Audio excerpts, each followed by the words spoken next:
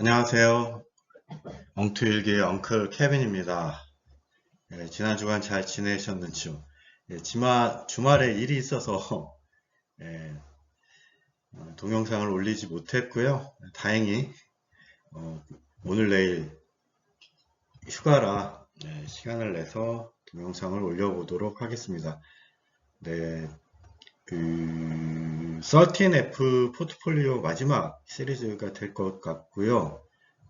이 13F가 나오는 공개되는 그 시점에 맞춰서 하워드 막스의 또 올해 두 번째 메모가 발표가 됐습니다. 그래서 마치 사람들이 13F를 보고 이게 뭐지?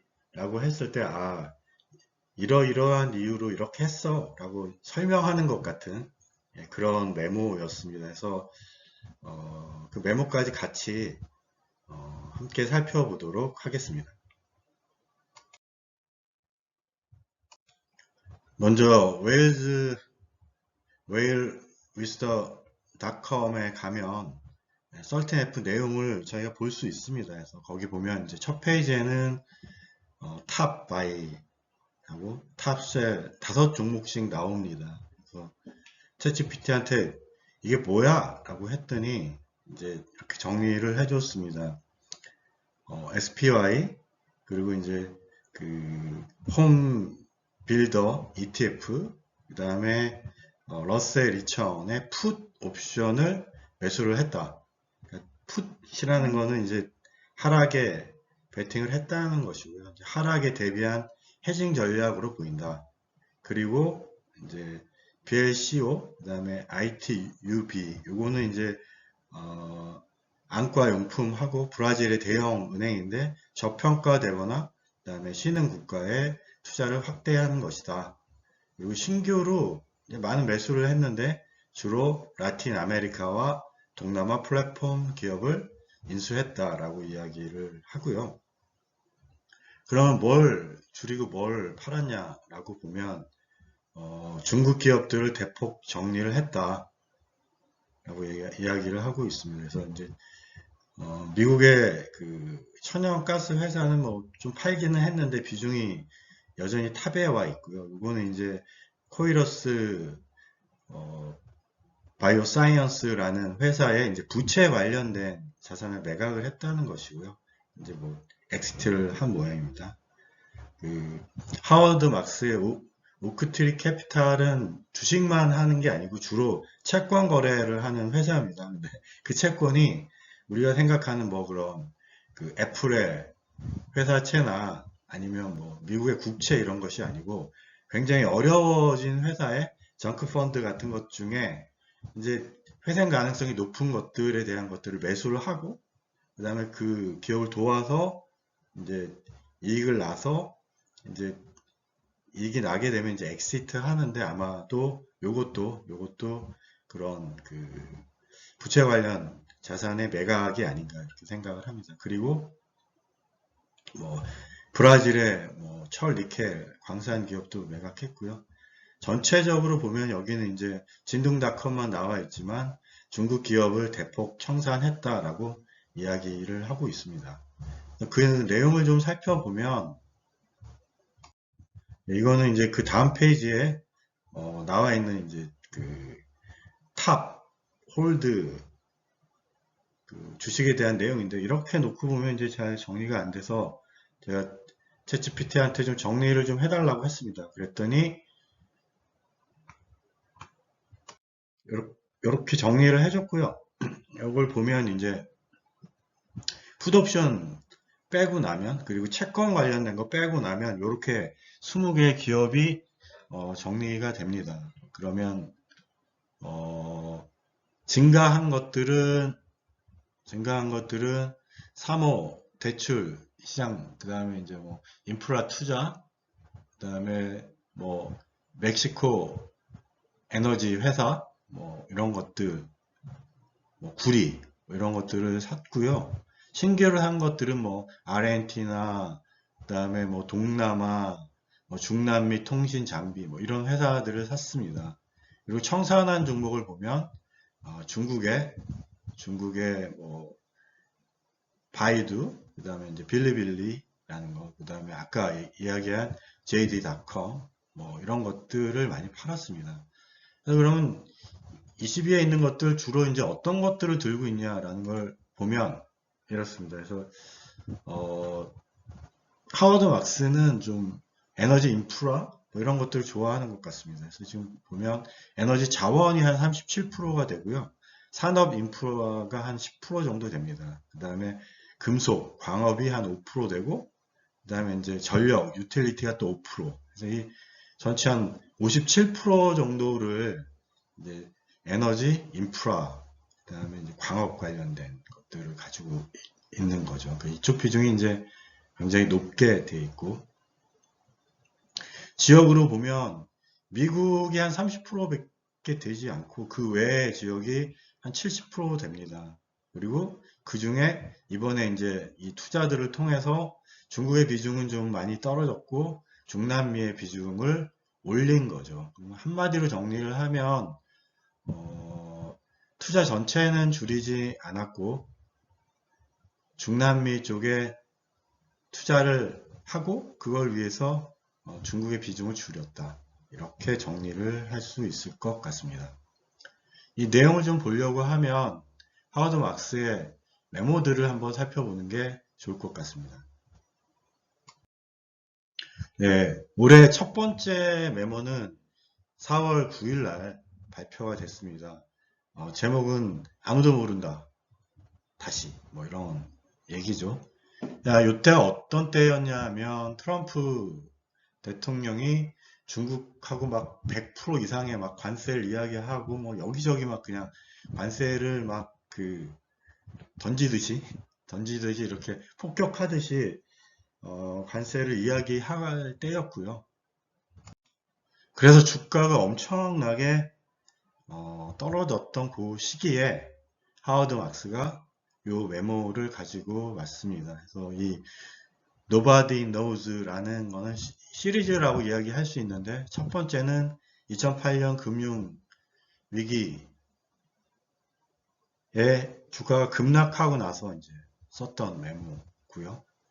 그리고 두 번째는 20년 코로나 팬데믹 당시에 또 Nobody Knows 2라는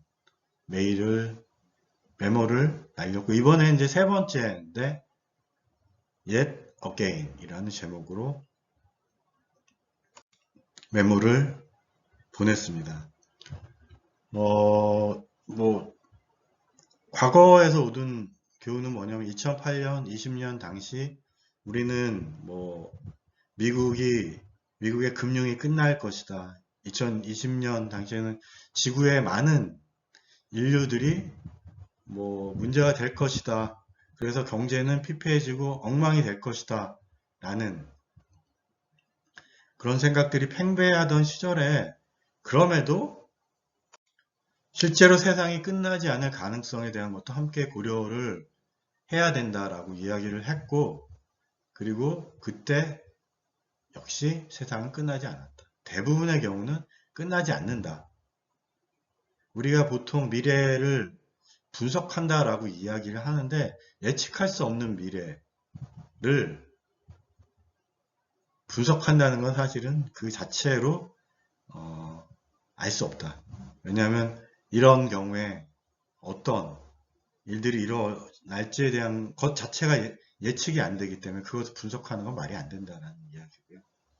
이런 경우에 공포에 끌려가지고 아무것도 하지 않는 그것도 리스크고 던지는 건 더 큰 리스크라는 거죠. 세상이 끝나지 않는데 끝날 것처럼 반응을 하면 실제로는 더 큰 위험성에 빠질 수 있다는 것을 이 앞에 두 번의 메모를 통해서 이야기를 했었고 결과도 역시 그렇게 나왔었죠.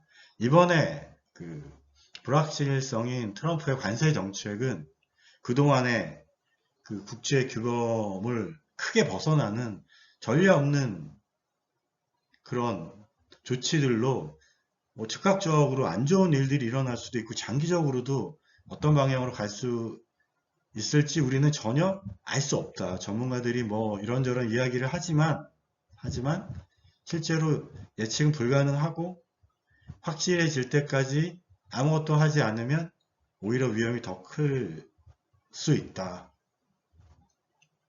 이럴 때 그냥 그 가장 유명한 말은 살 때가 되면 사고 싶지 않을 거야 라고 이야기를 하는 거죠. 우리는 살 때 보통 던지는 일들이 많다는 것이고, 시장에 떠는 지금이, 그리고 많은 사람들의 이 소중한 자산을 내치고 있는 이 순간이 사야 할 때일 수 있다라는 이야기를 4월 9일 날 했고요.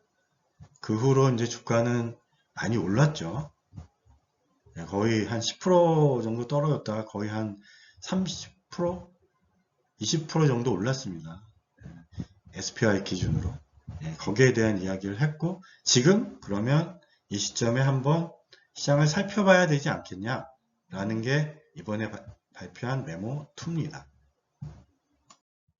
네, 이번에는 제목은 밸류에 대한 계산을 해보자 라는 것이고 8월 14일 날 발표됐습니다. 이때가 언제냐 하면 13F들이 막 나올 시점이고, 하워드 막스도 자기의 그 13F로 2분기 그 포트폴리오가 개봉된다는 것을 많은 사람들이 볼 거다라는 것을 알고 이제 왜 이렇게 했어 하는 거에 대한 이야기를 하는 것 같습니다. 가치와 가격에 대한 이야기를 하고 있습니다. 가치라고 하는 것은 시장이 가지고, 그 기업이나 기업이 가지고 있는 그 본질적인 수익을 창출할 수 있는 능력, 그리고 가지고 있는 자산이나 기타 눈에 보이거나 보이지 않는 그런 것들을 회사의 가치라고 이야기하고, 이건 평가하기가 쉽지 않다는 것이고요. 가격이라고 하는 것은 그런 가치에 대해서 지금 투자를 하고 있는 이 투자자들의 심리에 따라서 잘 될 것 같으면 이제 더 비싼 가격을 주고 살 수도 있고, 심리가 위축되면 더 낮은 가격에 살 수도 있는 거죠. 그래서 이거는 서로 땡기고 끌리는 그런 자기장 같은 역할을 한다라는 이야기를 하죠. 그래서 저는 이거를 보고 마치 그 코스톨라니의 그 주인과 개 이야기가 생각이 났습니다. 주인은 가치고 경제고, 그 다음에 주가는 개이고, 그 다음에 가격인 거죠. 주인이랑 개랑 산책을 하면 주인의 가는 방향은 공원을 한 바퀴 돌고 다시 어느 목적지로 가는 것인데, 개는 그 중간에 엄청나게 많이 왔다 갔다 하죠. 주인이 움직이는 것에 거의 막 한 여러 배를 움직일 수 있는 거지만, 궁극적으로는 같이 집에 들어간다, 목적지에 도착한다, 이렇게 이야기가 되는 것이죠. 그래서 초과 수익을 얻기 위해서는 그 관계가 어떻게 되느냐에 대한 것들을 우리가 살펴봐야 되고, 저평가됐을 때는 우리가 리스크를 적게 안고 투자를 할 수 있다, 이런 이야기를 하는 것이죠. 그리고 고평가가 됐을 경우에는 우리가 방어적인 그런 포트폴리오를 준비를 해야 된다라고 이야기를 합니다. 그럼 현재 시장은 어떠한가 라고 했을 때 하워드 막스의 시장 평가는 엘리베이티드에서 워리썸, 고평가 단계에서 이제 우려할 만한 수준으로 이동했다라고 평가를 합니다. 버블이라는 말은 하지 않았고요. 실제로 이제 그 후에 다른 곳에서 이야기를 하면 버블 초기에 들어갔지만 아직 터질 만한 수준은 아니다, 이런 이야기들이 이제 전해지고 있습니다. 그래서 이제 특이하게 인베스트콘이라는 그런 우리 데프콘 그 군사작전에 비례해서 이제 이야기를 하는데, 단계를 이야기합니다. 데프콘 6가 오면 매수를 좀 중단을 해보자. 5로 가면 공격 포지션을 좀 줄이고 방어 자산을 좀 늘리자. 그 다음에 베스트콘 4 되면 공격적인 포지션을 좀 청산을 하자. 그 다음에 3, 2, 1인 경우에는 방어도 팔고 2는 모든 포지션 청산하고, 인베스트콘 1이 되면 공매도 해서 다 팔아치우자, 주식시장 떠나자 뭐 이런 건데 일반적으로 1, 2, 3 상황은 거의 오지 않는다라는 것이고 그렇다고 하면 방어적인 수단을 취하는 한 두 번째 단계 정도로 공격을 좀 줄이고 방어 자산의 좀 비중을 확대하는 게 좋을 것 같다라는 메시지고요. 마침 뭐 이렇게 들렸습니다. 이제 많은 주식을 좀 정리하고 좀 살펴봐서 해지도 좀 하지. 나는 어떻게 했냐면 하고 이 13F가 공개되는 뭐 그런 시점에 이야기를 한 겁니다. 그럼 하워드 막스의 투자는 어떤 것이었나요? 다시 한번 살펴보면 네, 이렇습니다. 샀죠? 풋을 샀습니다. 주가가 떨어질 수 있다. 그래서 여기에 대한 해지를 좀 하자라는 것이었고 그럼에도 불구하고 다 줄였냐 하면 그렇지 않고 샀다는 거죠. 그래서 뭘 샀냐 하면 그 중남미하고 그 다음에 그 아시아 쪽에 동남아 쪽에 그 주식들을 샀고 그러면 공격 자산을 줄였다고 하는데 뭘 줄였냐라고 하면 중국의 그 기업들에 대한 포션을 줄이거나 청산을 했습니다. 그러면 이제 우리는 뭘 봐야 되냐? 그러면 SPI가 떨어졌냐? 그 다음에 그가 샀던 것들은 어떻게 됐냐? 판 것들은 어떻게 됐냐? 하는 것들이 좀 궁금하죠? 네, 한번 살펴봤습니다. 8월 말 기준 6월 말 대비 지금 샀던 SPY, XHB 얘는 풋을 샀으니까 떨어져야 되는데 얘는 올랐습니다. 그렇지만 이제 뭐 BIBU나 BILY 이거는 상승했죠. 네, 그래서 얘네들은 상승을 했습니다.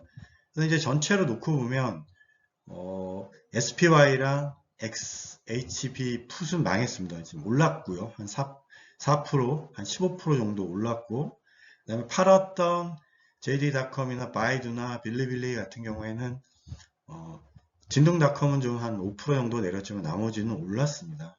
뭐 이제 이걸 숏 쳤다고 하면 롱한 것들이 좀 더 많이 오르면 뭐 전체로는 나쁜 건 아니니까 실제로 보면 많이 올랐습니다. 그래서 아직을 놓고 보면 종목으로만 놓고 봤을 때는 뭐 좀 괜찮은 것 같다.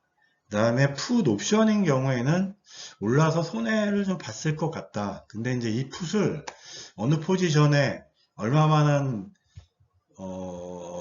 포션으로 각각 들어가 있는지 그 다음에 그 청산 뭐 납기가 어떻게 설정이 되어 있는지는 좀 더 봐야 될 것 같고요. 여하튼 아직까지는 뭐 반반이다. 좀 더 봐야 될 것 같다. 뭐 그런 의미에서 관전 포인트라는 이야기를 했고요. 어쨌든 그 중남미 그 위기를 극복한 후에 제 생각에 중국이 상당히 잘 대처를 하고 있고요. 그런 이유로 중국의 주식도 크게 상대적으로 많이 오르지는 않지만 심하게 떨어지고 있지는 않다라는 것이고 중남미 쪽에 대한 투자는 현재로 보면 그렇게 나쁘지는 않은 것 같다. 지수에 대한 부분들은 좀 봐야 될 것 같다. 안 떨어질 수도 있을 것 같아요. 적당한 시기에 아마 청산을 하겠죠. 네, 그 내용을 한번 다음 13F에 살펴보면 재밌을 것 같습니다. 네, 끝까지 들어주셔서 감사합니다. 여러분의 투자에 성공을 기원합니다.